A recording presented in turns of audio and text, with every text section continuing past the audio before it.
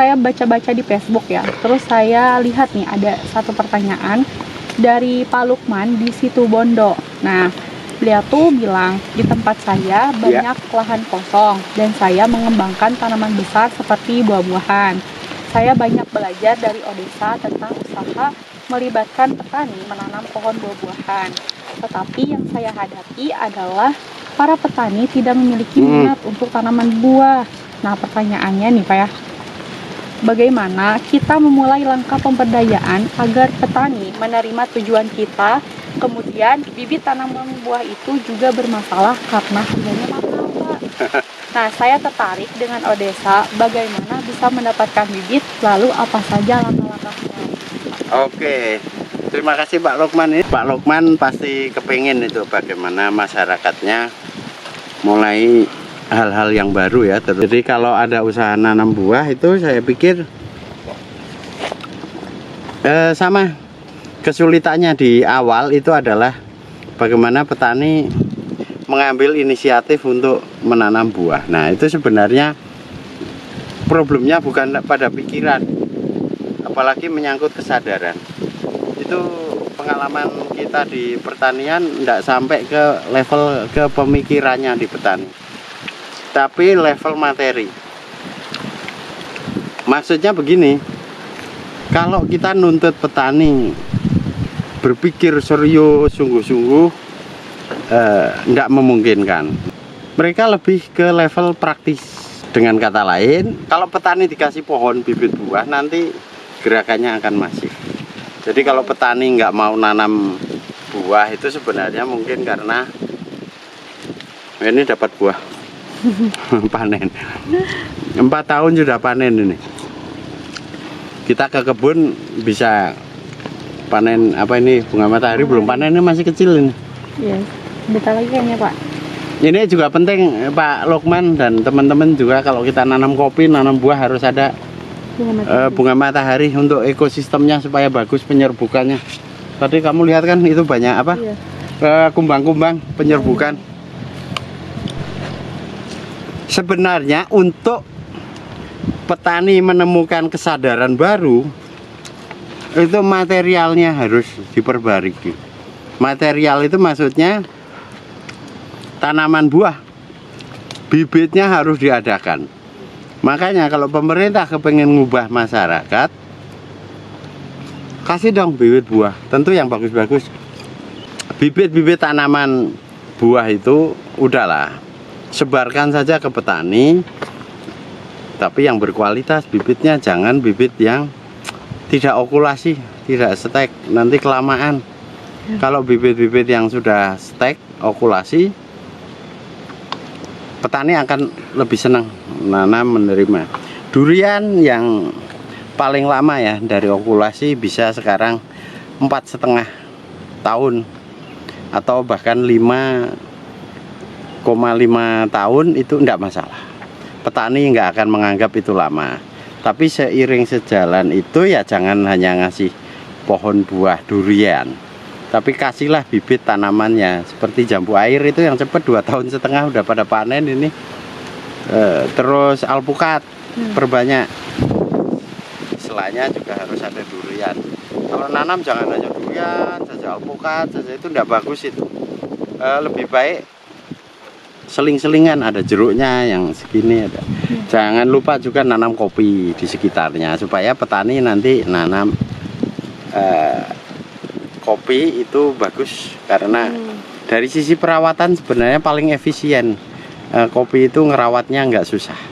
Nah, kalau ada alpukat, ada kopi, ada durian, ada nangka, itu kerja petani akan lebih efisien karena semua cara perawatannya juga tidak membutuhkan ilmu yang terlalu jelimet. Dikasih petunjuk yang standar, selangkah, 2 langkah, 3 langkah, petani agar bisa ngerawat. Dan pemupukannya juga kombinasi dari alam juga bisa, misal ketebok pisang, terus pupuk-pupuk ini kompos dari dedaunan yang lunak, sifatnya cepat membusuk. Apalagi dikasih daun Afrika, itu fosfornya bagus ya, itu cepat membusuk dalam waktu 2-3 hari sudah bagus, mengurai sendiri.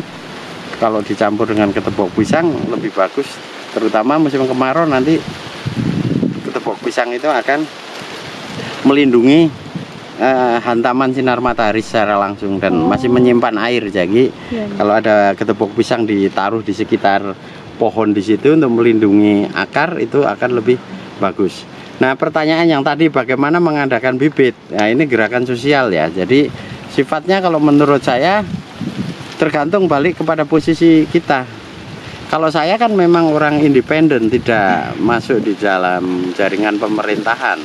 Nah, lain kalau Anda seorang kades, Anda seorang anggota DPR, kerjanya juga dengan model yang berbeda.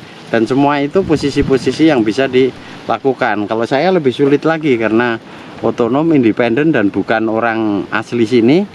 Tapi ngerintisnya bareng-bareng dengan teman-teman banyak ya, dari wartawan, sehingga juga bisa diuntungkan dengan cara mempublikasikan gerakan kita, kegiatan kita. Terus kegiatan kita juga bukan hanya satu, hanya aksi tanam di ladang, ada juga program tani pekarangannya, ada program literasi setiap Sabtu Minggu, terus ada juga kegiatan sanitasi ya, membangun toilet para petani. Nah, karena integrasi banyak hal ini, kegiatan kita kemudian mendapat dukungan juga dalam hal pembibitan tanaman. Sebagian kita membibitkan sendiri, sebagian, tapi lebih banyak, lebih enak kita kalau beli juga. Sebenarnya kalau disebut mahal atau tidak itu relatif, Pak. Tapi harga bibit di mana-mana kalau buah-buahan ya, kalau murah nanti dapat yang jelek, yang dari biji ya ndak cepat panen. Harus dari pembibitan itu saya pikir itu bukan mahal ya, harus diusahakan lah, memang harus segitu, 30-an ribu, 40.000. Kalau beli banyak makin ya sedikit murah menjadi 25.000. Bibit jeruk itu ada 20-an ribu juga udah bagus. Mana nanam jeruk kalau cuma nanam 100 ya kurang ya, satu petani bisa nanam 500 pohon. Nah, alpukatnya 30, duriannya 5 saja enggak masalah gitu kan. Kurang lebih komposisinya kan seperti itu kalau pertanian polikultur. Nah, usaha saja lokal kalau belum itu dia nggak menyertakan. Sudah mulai berapa tahun kegiatannya, Haifah? Enggak, Pak. Enggak. Kita sudah 8 tahun dan masa-masa 3 tahun baru menemukan kecocokan dengan teman-teman di kota bahwa ini program pembagian bibit, galang dana bibit ini diterima. Jadi ya ada proses juga, enggak bisa kita ujuk-ujuk langsung diterima. Kalau di petani sih gampang sih.